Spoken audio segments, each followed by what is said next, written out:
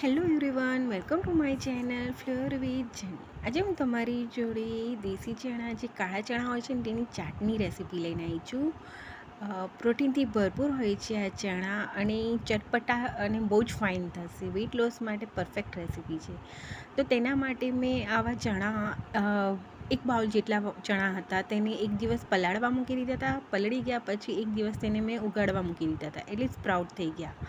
હવે તેને મેં કુકરમાં ટ્રાન્સફર કરી લીધા હતા. પછી તેમાં 1 ચમચી મીઠું અને થોડુંક પાણી એડ કરી, ચણા ડૂબે એટલું પાણી એડ કરી 4 વિસલ વાગે ત્યાં સુધી કૂક કરી લેવાના છે. કૂક થાય છે ત્યાં સુધી આવા મોળા મરચાં, ગાજર, ટામેટું અને બટેકું મેં જોડે જ બાફવા મૂકી દીધું હતું. 4 વિસલ વાગીને એટલે જો ચણા બફાઈ ગયા અને તેમાં ખાવાનો સોડા એડ નહીં કરવો પડે. હવે ચણા બફાઈ ગયા અને પછી એક કઢાઈમાં 1 ચમચી તેલ એડ કરવાનું છે અને આદુ મરચાં એડ કરી દેવાના. આદુ મરચાં સંતળાઈ જાય પછી ચણા એડ કરી દેવાના, ઉમેરી લેવાના અને ઉપરથી 2 ચમચી વ્હાઈટ તલ ઉમેર્યા હતા મેં, બહુ ફાઇન લાગે એનાથી.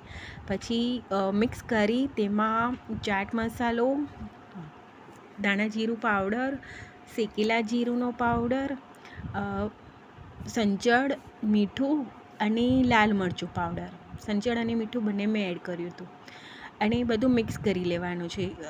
થોડુંક મિક્સ થઈ જાય પછી ચણાને મેં બાઉલમાં કાઢી લીધા હતા ચણાને, અને બાઉલમાં કાઢી પછી તેમાં જે 2 મોળા મરચાં હતા તે ઝીણા કટ કરીને ઉમેરી દીધા હતા. ગાજર ઝીણું કટ કરીને ઉમેર્યું હતું.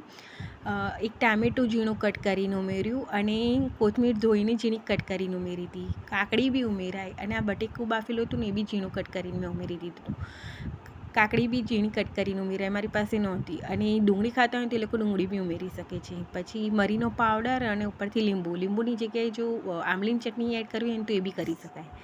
અને મસાલો જે ઓછો લાગે ને તે તમારે ઉમેરી દેવાનો, જે તમારે સ્કીપ કરવો હોય તે બી કરી શકાય. અને બધું મિક્સ કરી લીધું તો તૈયાર છે કાળા ચણા ચાટની રેસીપી. આ ચટપટી અને ટેસ્ટફુલ લાગે છે.